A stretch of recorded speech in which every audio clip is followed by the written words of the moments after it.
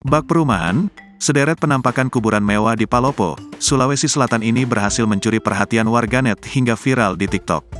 Layaknya sebuah hunian, kuburan-kuburan tersebut juga dilengkapi dengan dinding, atap, serta pagar pelindung.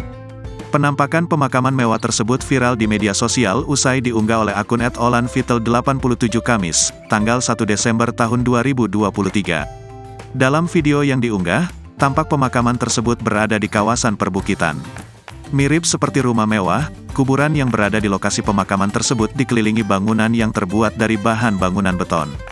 Tak sampai di situ saja, bangunan-bangunan itu juga dilengkapi dengan beragam dekorasi mulai dari keramik hingga pagar jeruji. Ini bukan perumahan tapi kuburan yang ada di Sulawesi Selatan, tulis pemilik akun. Memang jika dilihat sekilas, deretan pemakaman mewah tersebut mirip dengan perumahan. Sementara kuburan tempat jasad bersemayam berada di dalam bagian bangunan mirip rumah tersebut.